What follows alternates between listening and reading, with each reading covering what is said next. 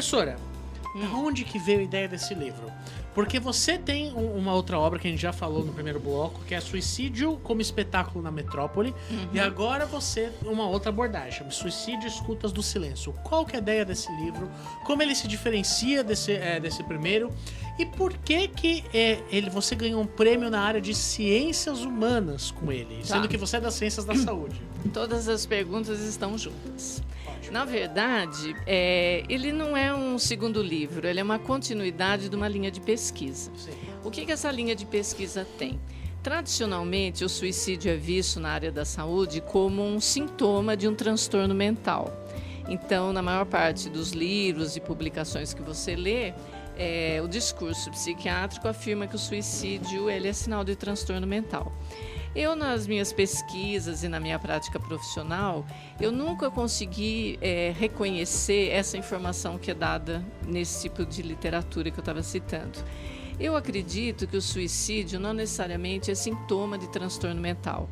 Eu acho que pessoas que têm transtorno mental podem tentar suicídio, mas não me parece que é a maioria.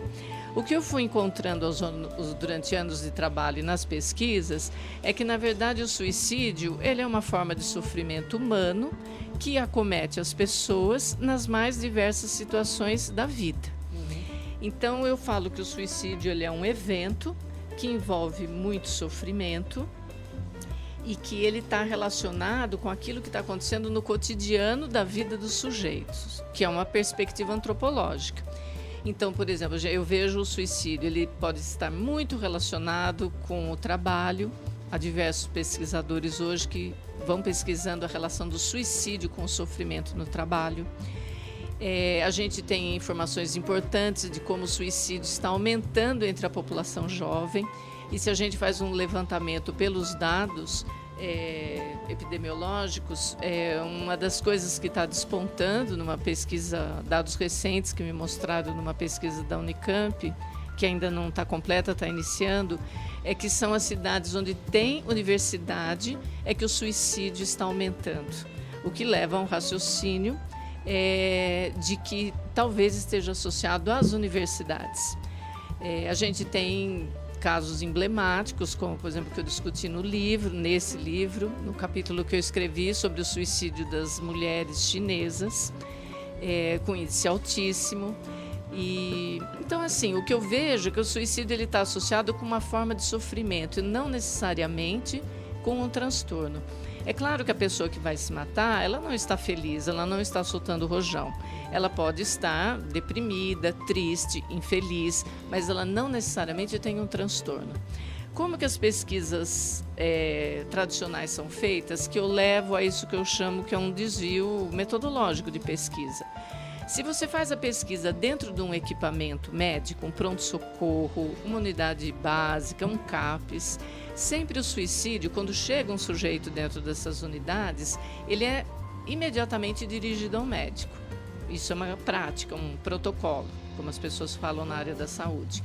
Imediatamente um médico, um psiquiatra, diante de alguém que tentou suicídio, ele vai buscar qual transtorno acarretou o suicídio, porque está dentro da formação dele procurar isso. Ele jamais vai olhar para essa pessoa e pensar, nossa, será que essa pessoa não tem nada? Não existe um sujeito que esteja na frente de um psiquiatra tendo tentado suicídio que não saiu com um diagnóstico. Eu fiz uma atividade de extensão no Hospital São Paulo, no pronto-socorro de lá, durante 3 anos. E a gente foi reconhecendo como as pessoas que tentavam suicídio, que chegavam dentro do pronto-socorro, muitas vezes elas não tinham nenhum histórico de transtorno psiquiátrico, mas imediatamente elas são diagnosticadas. Então isso é um dado. Por isso que as pessoas afirmam 90% dos casos de suicídio está associado com transtorno mental, com a depressão, com a impulsividade, com isso, com aquilo. Por outro lado, se você faz as pesquisas fora do ambiente onde o discurso médico predomina, você encontra coisas completamente diferentes. Eu fiz as minhas pesquisas na rua. Eu fiz a minha pesquisa na cidade de São Paulo, eu entrevistei familiares na casa deles, sem esse anteparo do discurso psiquiátrico. E o relato que as pessoas iam me trazendo, isso eu estou falando de anos, faz 20 anos que eu pesquiso isso, eram de pessoas comuns Pessoas que estavam passando pelos mais diversos problemas e que por isso tentavam suicídio. Isso, para mim, foi dando uma outra característica e eu fui encontrando dados diferentes que o suicídio ele está imerso no mundo. Então, voltando à sua pergunta, o primeiro livro, quando eu escrevi ele, eu não sabia nada disso, né? Porque ele foi a origem toda essa forma de olhar o suicídio. Eu percebi, quando eu estava entrevistando familiares de pessoas que tinham tentado suicídio, que elas não falavam de transtorno mental. E que, por outro lado, elas davam muita ênfase à cena do suicídio. Foi daí que veio essa história. Porque o suicídio como espetáculo na metrópole foi um longo trajeto a partir dessa ideia inicial.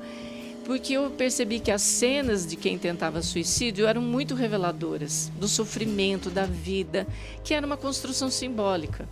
Eu sempre brinco que as pessoas vão casar, elas escolhem um dia, um horário, uma roupa, uma forma. A morte por suicídio é a única morte por escolha. Então as pessoas escolhem como elas vão morrer, não é aleatório. E aquilo está repleto de simbologia. Nessa perspectiva, eu comecei a fazer a pesquisa na cidade, que foi esse livro primeiro que deu resultado. Eu fiquei com uma outra compreensão do suicídio, que ele é uma forma de comunicação. A minha marca como pesquisadora é essa. Para mim, o suicídio é uma forma de comunicação. E ele revela o que está acontecendo numa sociedade. Isso Durkheim já tinha falado lá no século retrasado. E a gente só está retomando, colocando de volta o suicídio para o lugar dele nunca devia ter saído, da vida. Não dentro de um transtorno psiquiátrico. O suicídio está na vida, ele está no mundo, ele está no cotidiano. O recorte dele dentro do pronto-socorro, dentro do hospital psiquiátrico, é um recorte mínimo. E um recorte, e todo recorte tem um viés. Um viés quer dizer, né, para o público que não faz pesquisa, um viés é um desvio que você produz na hora de fazer uma pesquisa. Então, assim, é uma leitura, mas é uma entre várias leituras. Se você for entrevistar funcionários de uma fábrica onde aconteceram 5 suicídios num mês, como aconteceu naquela empresa chinesa, que eu não lembro o nome agora, é difícil você afirmar que todas as pessoas lá dentro estão com transtorno mental. É o ambiente, é o mundo do trabalho que está produzindo sofrimento. Fazendo paralelo com a universidade que eu falei. Se o índice de suicídio tem aumentado muito dentro das universidades, assunto que quase ninguém quer falar, todos os alunos estão com transtorno psiquiátrico? Está aumentando? Não, me parece que o que está acontecendo é que a universidade está produzindo sofrimento, né? Mas é mais fácil olhar para o sujeito, apontar um diagnóstico para ele, do que pensar na instituição. O que essa instituição está fazendo que tem um aluno que se suicida dentro do DCE? Aconteceu lá, no caso, em Guarulhos, né? Exatamente. Então, o que significa um aluno se matar dentro do DCE? Né? Eu acho que é uma mensagem. Não precisa nem dizer qual foi o alvo, né? Então, assim, o primeiro livro foi isso, essa descoberta. Eu estava fazendo mestrado e foi um trabalho antropológico. Já começou, assim, eu sou da área das ciências da saúde, mas o meu diálogo é com a forma de conhecimento das ciências humanas, porque eu acho que as ciências da saúde muitas vezes é muito reducionista, principalmente na área de saúde mental. E aí foi isso. E o segundo livro... eu fui ficando ao longo do tempo ali impactada com diferentes formas que as pessoas tinham de pesquisar suicídio, desse outro grupo das ciências humanas, né, esses outros pesquisadores. E fui conhecendo pessoas que faziam trabalhos que eu achava muito interessante. E aí eu fui convidando elas. Qual que era o objetivo do livro? Eu vou convidar pessoas que olham para o suicídio não como um transtorno médico, que elas veem o suicídio inserido no mundo. Então, nesse livro, a gente tem um capítulo do Tiago Nagafuki, que fala sobre o suicídio e a sua relação com a internet, que é um assunto super atual. A gente tem um capítulo do Pedro Leite, que faz essa crítica do pronto-socorro da Unifesp, porque ele fez a residência lá dentro, dessa impossibilidade de ter outra forma de significação do suicídio que não seja pelo transtorno. E ele vai mostrando por A mais B como não há outra saída, que o sujeito sempre será colocado nesse lugar. No meu capítulo eu falei sobre mulheres chinesas, o suicídio, porque geralmente o suicídio acomete muito mais os homens do que as mulheres. Poucos países do mundo, a incidência é maior entre mulheres. A Índia e a China são esses 2 países, né? E que tem a ver com a violência contra o feminino, né? Então, são questões culturais que permeiam tudo isso. Tem um capítulo do Neto, e esqueci agora o nome do colega dele, meu Deus, que feio, Neto Bierrenbaum. Só olhar lá no sumário, gente, vocês vão encontrar. Me desculpe, e que eles escreveram sobre suicídio e as relações de trabalho, desde a questão da escravidão até hoje. É um trabalho muito legal. E um capítulo da Flávia Marchetti que fala sobre suicídio na antiguidade, como era completamente diferente o suicídio na antiguidade grega. É sua parente? É minha irmã. Ah, sua irmã. Ela também é pesquisadora? Não, mas eu capturei ela, porque um dia eu conversando com ela... Porque você é irmã mais velha, você vai fazer o que eu mandar. Eu vou contar o que aconteceu. Eu fui num evento que um médico foi falar sobre suicídio, falou, eu vou falar sobre os aspectos culturais, eu vou começar falando como era o suicídio na Grécia. Ele falou tanta bobagem. Aí eu cheguei em casa, liguei para ela, porque eu já tinha ouvido ela falar sobre isso, conversando comigo, né? Porque eu estudo isso, ela conversava. E aí eu falei para ela, você está intimada a escrever as coisas que você conta para mim, porque é fantástico. E só que esse conhecimento ele fica em segundo plano, porque parece que a produção de ciência no nosso país privilegia um único discurso, né? Então eu quis organizar esse livro para mostrar que tinha outras formas de se aproximar do suicídio, outras formas de produzir conhecimento.